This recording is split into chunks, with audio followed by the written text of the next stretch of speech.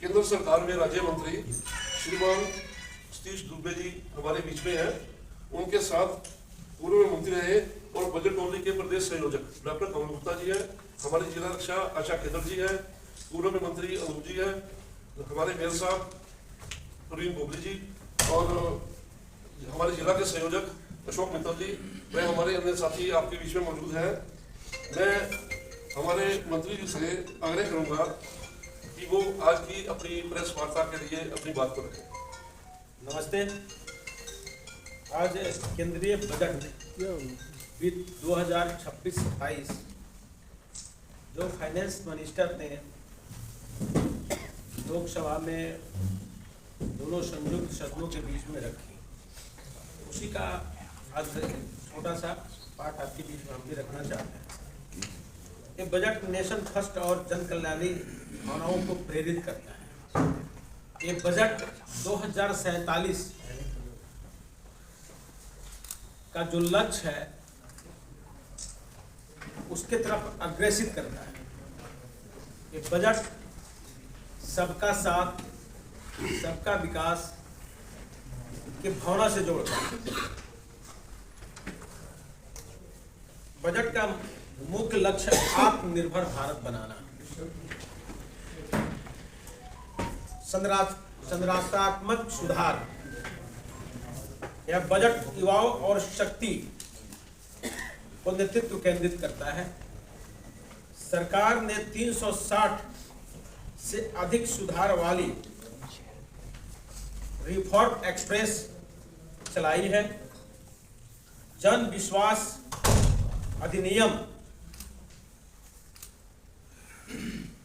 2.0 से जीवन जीने की सुगमता बढ़ेगी। बैंकिंग क्षेत्र और मजबूत होगा, बैंकिंग क्षेत्र और मजबूत होगा, मुनाफा और कमा रहा है। राजकोषीय घाटा जीडीपी का 4.3% करने का लक्ष्य है। मध्यम वर्ग के लिए आप इसके पहले भी देखे हैं कि 12 लाख रुपए तक इनकम टैक्स अब नहीं पेड करना पड़ेगा और जीडीपी में भी सुधार करने का प्रयास किया गया बहुत अच्छा ढंग से। दीपावली के पहले आदरणीय प्रधानमंत्री जी ने पूरे देशवासियों को दीपावली पर गिफ्ट दिए। उसी ढंग से अब हर हाल में टैक्स में भी मध्यम वर्ग के लोगों के लिए रियायत होगा, उसमें भी संभावनाएं हैं। कैंसर के 17 दवाओं में भारी कीमतों में कमी होगी, जो एक आम जनमानस के लिए काफी महत्वपूर्ण है। टैक्स विवाद कम करने के लिए नियम में ढीली होंगी। रोजगार बढ़ाने के लिए शिक्षा और कौशल पर काम हो रहा है। 5 नए विश्वविद्यालय नगर समूह विकसित के लिए किए जाएंगे।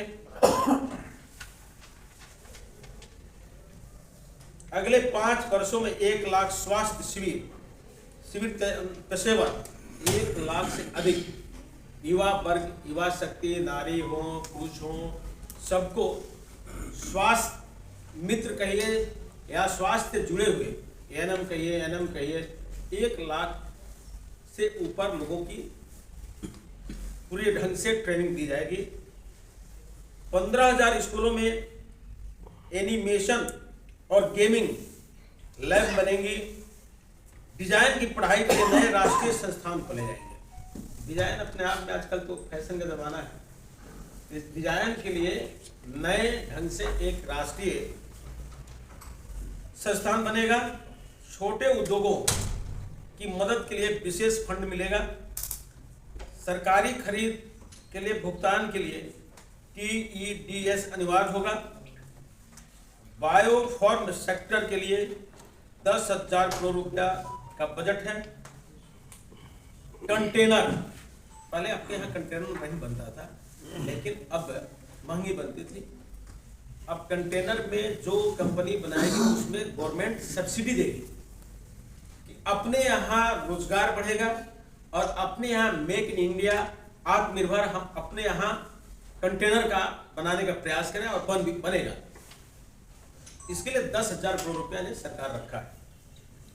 सार्वजनिक निवेश बढ़ाकर 12.2 लाख करोड़ रुपया किया जाएगा।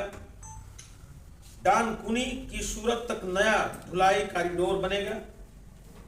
समुद्री विमानों के निर्माण को बढ़ावा दिया जाएगा। निर्यात बढ़ाने के लिए निर्यात प्रोत्साहन मिशन शुरू होगा। व्यापार के लिए Bharat trade net digital platform बनाया जाएगा। पूर्वोदय योजना से पूरी भारत का विकास सुनिश्चित होगा।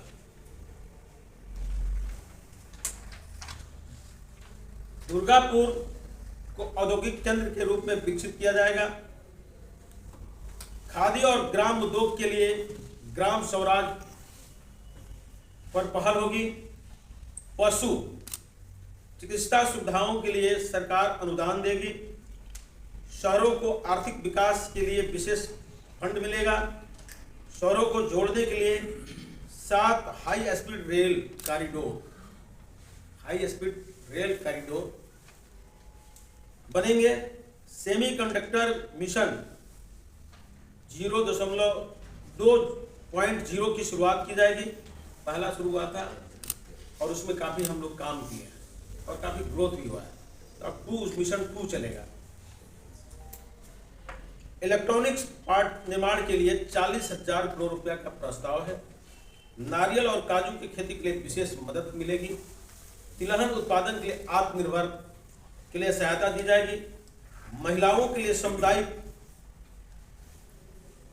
सी मार्ट खोले जाएंगे, यानी जो महिला समूह समिति द्वारा प्रोडक्ट जो तैयार होगा उसका क्रय केंद्र भी खोला जाएगा।